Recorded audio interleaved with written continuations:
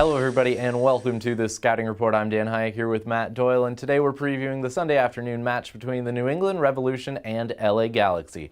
Matt, give us a headline for this one. The Revs want to keep their winning streak going with a shorthanded LA in town. One big reason the Galaxy are shorthanded is the absence of Robbie Keane. He's really been the hub for them in the attacking third this season. Of course, Landon Donovan has a lot to do with their recent success as well, but Robbie Keane missing due to international duty.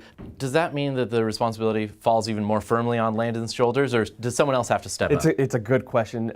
Whether or not Donovan plays, I think somebody else is definitely going to have to step up and help him out. But my question is, would you play Landon Donovan at this point? He's had so many injuries, quads, hamstrings, knees over the last 2 years. Are you going to put him out there on that turf? I mean, Galaxy are notorious for how much they hate playing on turf, especially at Gillette.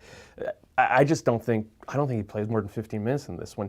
So to me, this has a feel of sort of a classic Bunker Bruce situation. Totally happy to go in there and get a 0-0 draw. And hey, if Gyasi Zardes can win it on his own, then he goes ahead and wins it on his own. And that's about it.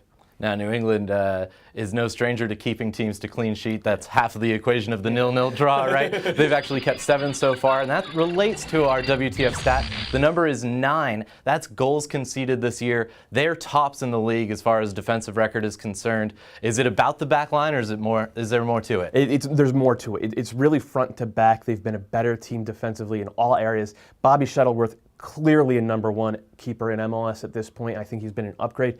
But really, the most interesting part of it to me is the tactical shift Jay Heaps made. Went to a 4-1-4-1 with a designated D-mid sitting in front of the central pairing. That has allowed the fullbacks, Farrell on the right, Tierney on the left, to get out earlier to the service from the flanks. The Revs aren't vulnerable from the flanks anymore, and last year they were destroyed by any attack down the flank. So I think that's really the biggest change. Now, another big change for the Revolution in recent weeks is Juan Agudelo coming over from Chivas USA. He's part of our man-to-man. Yeah, as the Revs have gotten better, Chivas has sunk. Chivas sinking started with the trade of Juan Agudelo. Well, really with his injury. Once he came back, he was traded. And the Revs have benefited. He is one of the best strikers in the league at this point. He's scoring. He scored 4 goals and 1 assist in 5 starts. His passing in the final third is precise. His movement is very, very mature.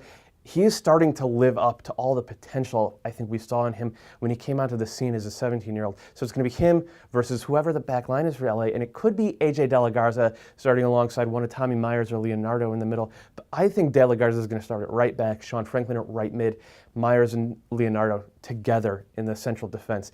It's just a little more defensive posture, and again, I think that's what Bruce is going to do this weekend. All right, well, do you think, like Matt, that it comes down to Juan Agudelo? You can tweet him at MLS_analyst. Yeah, I still rocking the underscore. It's pretty amateur. As am I.